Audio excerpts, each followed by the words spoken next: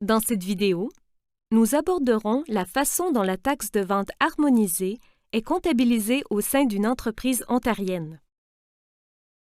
En Ontario, la majorité des produits et des services sont assujettis à la taxe de vente harmonisée ou TVH, à quelques exceptions près.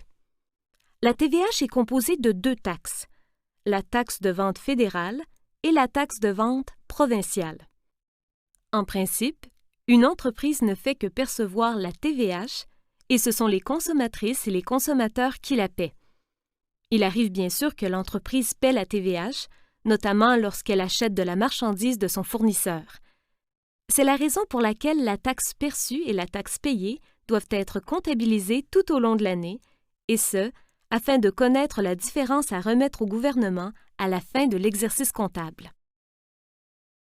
À titre d'exemple, disons qu'une entreprise ontarienne vend des tasses de café. Chaque unité lui coûte 7 $ alors que son prix unitaire de vente aux consommatrices et aux consommateurs est de 10 $. Le 4 février, elle vend 100 tasses de café à 10 $ chacune, plus la TVH.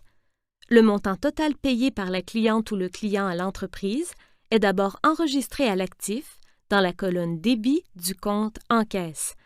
Le montant de la vente sans la taxe est ensuite journalisé dans la colonne crédit du compte vente, tandis que le montant de la TVH perçue est enregistré au compte TVH à payer, tous les deux dans la colonne crédit. Comme toute transaction, son écriture est ensuite reportée au grand livre dans les comptes concernés, soit le compte en caisse, qui fait partie de l'actif, le compte TVH à payer, qui fait partie du passif, et le compte vente qui s'ajoute aux produits d'exploitation.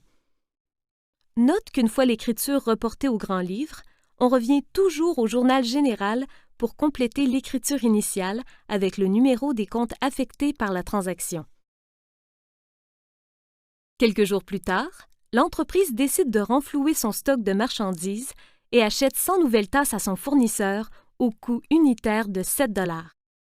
Puisque son fournisseur perçoit une TVH sur la marchandise qu'il vend, l'entreprise portera, dans un premier temps, le montant de la vente sans la taxe, soit 700 $ dans la colonne débit du compte achat.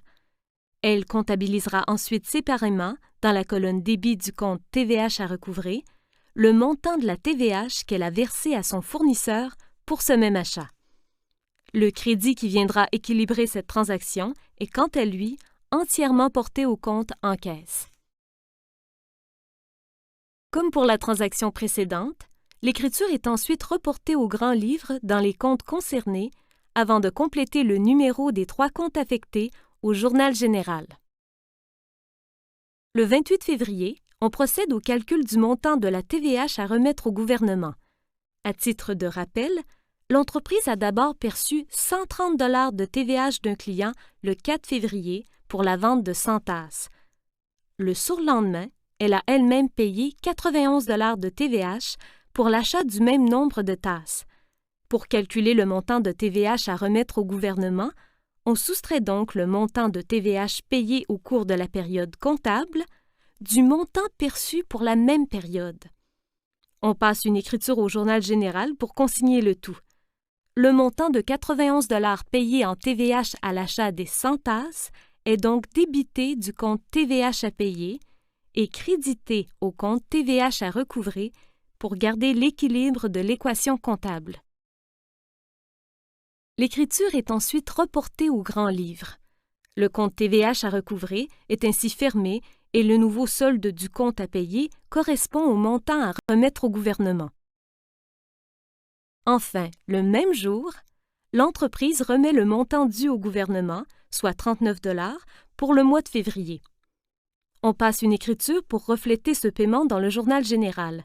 Le compte TVH à payer est débité, alors que le compte en caisse se voit crédité du même montant.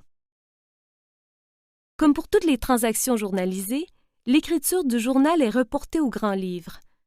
Note finalement que le solde du compte TVH à payer est nul une fois le paiement effectué.